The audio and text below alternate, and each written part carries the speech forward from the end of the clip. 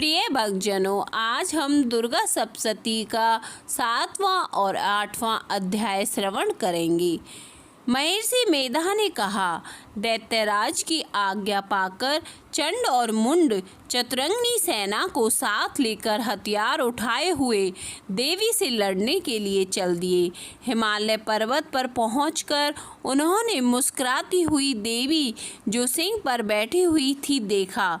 जब असुर उनको पकड़ने के लिए तलवार लेकर उनकी ओर बढ़े तब अंबिका को उन पर बड़ा क्रोध आया और क्रोध के मारे उनका मुख काला पड़ गया, उनकी भ्रुकुटियां चढ़ गईं और उनके ललाट में से अत्यंत भयंकर तथा अत्यंत विस्तृत मुख वाली लाल आंखों वाली काली प्रकट हुई, जो कि अपने हाथों में तलवार और पास लिए हुए थी। वह विचित्र खड्ग धारण किए हुए थी तथा चीते के चर्म की साड़ी एवं नर मुंडों की माला पहन रखी थी। उसका मांस सूखा हुआ था और शरीर केवल हड्डियों का ढांचा था, और जो भयंकर शब्द से दिशाओं को पूर्ण कर रही थी वह असुर सेना पर टूट पड़ी और दैत्यों का भक्षण करने लगी। वह पार्श्व रक्षकों, अंकुशधारी महावतों, हाथियों पर सवार योद्धाओं और घंटा सहित हाथियों को एक हाथ से पकड़ पकड़ कर अपने मुंह में डाल रही थी, और इसी प्रकार वह घोड़ों, रथों, सारथियों व रथों में बैठे हुए सैनिकों को मुंह में डालकर भयानक रूप से चबा रही थी। किसी के केस पकड़कर, किसी को पैरों से दबाकर और किसी दैत्य को छाती से मसलकर मार रही थी। वह दैत्यों के छोड़े हुए बड़े बड़े अस्त्र शस्त्रों को मुंह में पकड़कर और क्रोध में भरकर उनको दांतों में पीस रही थी। उसने कई बड़े बड़े असुर भक्षण कर डाले, कितनों को रौंद डाला और कितने उसके मार के मारे भाग गए।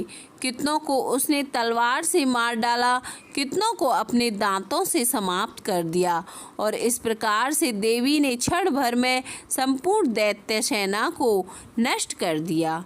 यह देख महापराक्रमी चंडकाली देवी की ओर पलका और मुंड ने भी देवी पर अपने भयानक बाणों की वर्षा आरंभ कर दी और अपने हजारों चक्र उस पर छोड़े।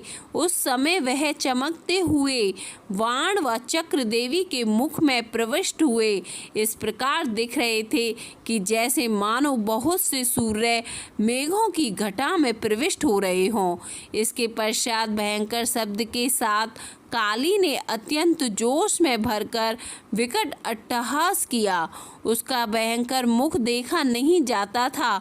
उसके मुख से श्वेत दांतों की पंक्ति चमक रही थी। फिर उसने तलवार हाथ में लेकर हूँ शब्द कहकर चंड के ऊपर आक्रमण किया और उसके केस पकड़कर उसका सिर काटकर अलग कर दिया। चंड को मरा हुआ देखकर मुंड देवी की ओर लपका, परंतु देवी ने क्रोध में भरे उसे भी अपनी तलवार से यमलोक में पहुंचा दिया। चंड और मुंड को मरा हुआ देखकर उसकी बाकी बची हुई सेना वहां से भाग गई। इसके पश्चात काली चंड मुंड के कटे हुए सिरों को लेकर चंडिका के पास गई और प्रचंड अट्टहास के साथ कहने लगी, हे देवी, चंड और मुंड दो महादैत्यों को मारकर तुम्हें भेंट कर दिया है। अब शुंभ और निशुंभ का तुमको स्वयं वध करना है। महर्षि मेधा ने कहा, वहां लाए हुए चंड और मुंड के सिरों को देखकर कल्याणकाई चंडी ने काली से मधुरवाणी में कहा, हे देवी, तुम चूंकि चंड और मुंड को मेरे पास लेकर आई हो, अतः संसार में चामुंडा के नाम से तुम्हारी ख्याति होगी। 8वां अध्याय। महर्षि मेधा ने कहा, चंड और मुंड नामक असुरों के मारे जाने से, बहुत सी सेना के नष्ट हो जाने से असुरों के राजा प्रतापी शुंभ ने क्रोध युक्त होकर अपनी संपूर्ण सेना को युद्ध के लिए तैयार होने की आज्ञा दी। उसने कहा, अब उदयुद्ध नामक 86 असुर सेनापति अपनी सेनाओं के साथ युद्ध के लिए जाएं और कम्मु नामक 84 सेनापति भी युद्ध के लिए जाएं और कोटिवीर्य नामक 50 सेनापति और धौमपुल नाम के 100 सेनापति प्रस्थान करें। कालक, दोहद, मौर्य और कालके यह दैत्य भी मेरी आज्ञा से सजकर युद्ध के लिए कूच करें। भयानक शासन करने वाले असुरों का स्वामी शुंभ इस प्रकार आज्ञा देकर बहुत बड़ी सेना के साथ युद्ध के लिए चला। उसकी सेना को अपनी ओर आता देखकर चंडिका ने अपनी धनुष की टंकार से पृथ्वी और आकाश के बीच का भाग गूंजा दिया।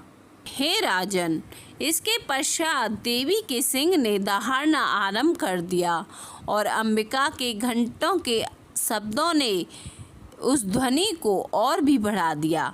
धनुष की टंकार, शेर की दहाड़ और घंटे के शब्द से पृथ्वी और आकाश के बीच का भाग गूंज उठा और इसके साथ ही देवी ने अपने मुख को और भी भयानक बना लिया। ऐसे भयंकर शब्द को सुनकर राक्षसी सेना ने देवी तथा सिंह को चारों ओर से घेर लिया। हे राजन, उस समय दैत्यों के नाश के लिए और देवताओं के हित के लिए ब्रह्मा, शिव, कार्तिकेय, विष्णु तथा इंद्र आदि देवों की शक्तियाँ जो अत्यंत पराक्रम और बल से संपन्न थी, उनके शरीर से निकलकर उसी रूप में चंडिका देवी के पास गई। जिस देवता का जैसा रूप था, जैसे आभूषण थे और जैसा वाहन था, वैसा ही रूप, आभूषण और वाहन लेकर उन देवताओं की शक्तियाँ दैत्यों से युद्ध करने के लिए आई।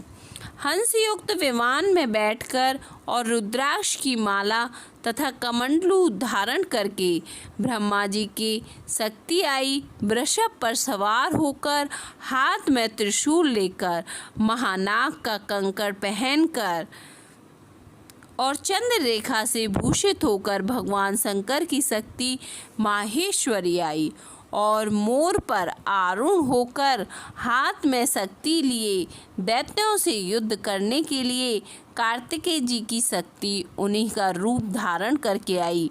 भगवान विष्णु की शक्ति गरुड़ पर सवार होकर शंख, चक्र, गदा, धनुष तथा खड्ग हाथ में लिए हुए आई। श्री हरि की शक्ति वाराह का शरीर धारण करके आई और नरसिंह के समान शरीर धारण करके उनकी शक्ति नारसिंगी भी आई। उसकी गर्दन के झटकों से आकाश के तारे टूट पड़ते थे और इसी प्रकार देवराज इंद्र की शक्ति ऐन्द्री भी ऐरावत के ऊपर सवार होकर आई। इसके पश्चात इन देव शक्तियों से घिरे हुए भगवान शंकर ने चंडिका से कहा, मेरी प्रसन्नता के लिए तुम शीघ्र ही इन असुरों को मारो। इसके पश्चात देवी के शरीर में से अत्यंत उग्र रूप वाली और सैकड़ों गीदड़ियों के समान आवाज करने वाली चंडिका शक्ति प्रकट हुई। उस अपराजिता देवी ने धूमिल जटा वाले भगवान श्री शंकर जी से कहा, हे प्रभु, आप मेरी ओर से दूत बनकर शुंभ और निशुंभ के पास जाइए और उन अत्यंत गर्वीले दैत्यों से कहिए तथा उनके अतिरिक्त और भी जो दैत्य वहाँ युद्ध के लिए उपस्थित हों उनसे भी कहिए, जो तुम्हें अपने जीवित रहने की इच्छा हो तो त्रिलोकी का राज्य इंद्र को दे दो, देवताओं को उनका यज्ञ भाग मिलना आरंभ हो जाए और तुम पाताल को लौट जाओ। किंतु यदि बल के गर्व से तुम्हारी लड़ने की इच्छा हो तो फिर आ जाओ। तुम्हारे मांस से मेरी योगिनियाँ तृप्त होंगी। चूँकि उस देवी ने भगवान शंकर को दूत के कार्य में नियुक्त किया था, इसलिए वह संसार में शिवदूती के नाम से विख्यात हुई। भगवान शंकर से देवी का संदेश पाकर उन दैत्यों के क्रोध का कोई आर पार ना रहा और वह जिस स्थान पर देवी विराजमान थी वहां पहुँचे। जाने के साथ ही उस पर बाणों और शक्तियों की वर्षा करने लगे। देवी ने उनके फेंके हुए बाणों, शक्तियों, त्रिशूल और फरसों को अपने बाणों से काट डाला और काली देवी उस देवी के साथ आगे खड़ी होकर शत्रुओं को त्रिशूल से विदीर्ण करने लगी और खड्वाक से कुचलने लगी। ब्राह्मणी जिस तरह दौड़ती थी उसी तरह अपने कमंडलू का जल छिड़ककर दैत्यों के वीर्य व बल को नष्ट कर देती थी और इसी प्रकार माहेश्वरी त्रिशूल से, वैष्णवी चक्र से और अत्यंत कोप वाली कौमारी शक्ति द्वारा असुरों को मार रही थी और ऐन्द्री के बाजू के प्रहार से सैकड़ों दैत्य रक्त की नदियां बहाते हुए पृथ्वी पर सो गए। वाराही ने कितने ही राक्षसों को अपनी थूथन द्वारा मृत्यु के घाट उतार दिया। दाढ़ों के अग्रभाग से कितने ही राक्षसों की छाती को चीर डाला और चक्र की चोट से कितनों ही को विदीर्ण करके धरती पर डाल दिया। बड़े बड़े राक्षसों को नारसिंगी अपने नखों से विदीर्ण करके भक्षण कर रही थी और सिंहनाद से चारों दिशाओं को गुंजाती हुई रणभूमि में विचर रही थी। शिवदूती के प्रचंड अट्टहास से कितने ही दैत्य भयभीत होकर पृथ्वी पर गिर पड़े और उनके गिरते ही वह उनका भक्षण कर गई। इस तरह क्रोध से भरे हुए मातृगणों द्वारा नाना प्रकार के उपायों से बड़े बड़े असुरों को मरते हुए देखकर राक्षसी सेना भाग खड़ी हुई और उनको इस प्रकार भागता देखकर रक्तबीज नामक महापराक्रमी राक्षस क्रोध में भरकर युद्ध के लिए आगे बढ़ा।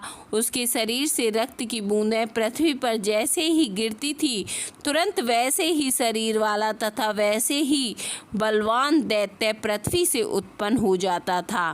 रक्तबीज गदा हाथ में लेकर ऐन्द्री के साथ युद्ध करने लगा। जब ऐन्द्री शक्ति ने अपनी वज्र से उसको मारा तो घायल होने के कारण उसके शरीर से बहुत सा रक्त बहने लगा और उसकी प्रत्येक बूंद से उसके समान ही बलवान तथा महापराक्रमी अनेकों दैत्य भयंकर रूप से प्रकट हो गए।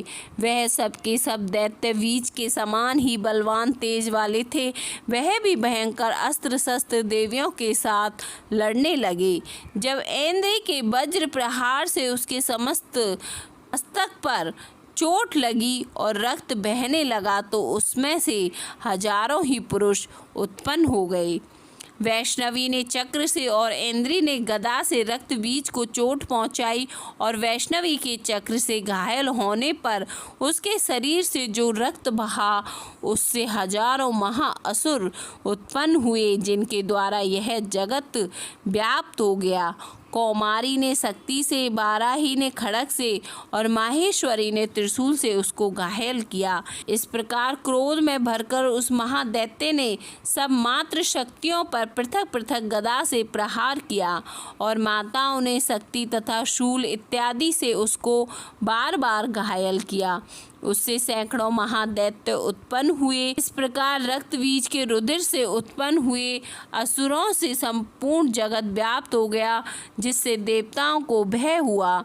देवताओं को भयभीत देखकर चंडिका ने काली से कहा, हे चामुंडे, अपने मुख को बड़ा करो और मेरे शस्त्र घात से उत्पन्न हुए रक्त बिंदुओं तथा रक्त बिंदुओं से उत्पन्न हुए महाअसुरों को तुम अपने इस मुख से भक्षण करती जाओ। इस प्रकार रक्त बिंदुओं से उत्पन्न हुए महादैत्यों को भक्षण करती हुई तुम रणभूमि में विचरो। इस प्रकार रक्त क्षीण होने से यह दैत्य नष्ट हो जाएगा और तुम्हारे भक्षण करने के कारण अन्य दैत्य नहीं होगा। काली से इस प्रकार चंडिका देवी ने रक्त बीज पर अपने त्रिशूल से प्रहार किया और काली देवी ने अपने मुख में उसका रक्त ले लिया। तब उसने गदा से चंडिका पर प्रहार किया। प्रहार से चंडिका को तनिक भी कष्ट ना हुआ, किंतु रक्तबीज के शरीर से बहुत सा रक्त बहने लगा। लेकिन उसके गिरने के साथ ही काली ने उसको अपने मुख में ले लिया। काली के मुख में उस रक्त से जो असुर उत्पन्न हुए उनको उसने भक्षण कर लिया और रक्त को पीती गई। तदंतर देवी ने रक्तबीज को, जिसका कि खून काली ने पी लिया था, चंडिका ने उस दैत्य को वज्रवाण बाण, खड्ग तथा ऋषि इत्यादि से मार डाला। हे राजन, अनेक प्रकार के शस्त्रों से मारा हुआ, खून से वंचित वह महादैत्य रक्त बीज पृथ्वी पर गिर पड़ा। हे राजन, उसके गिरने से देवता अत्यंत प्रसन्न हुए और माताएं उन असुरों का रक्त पीने के पश्चात उद्यत होकर नृत्य करने लगी। 8वां अध्याय संपन्न।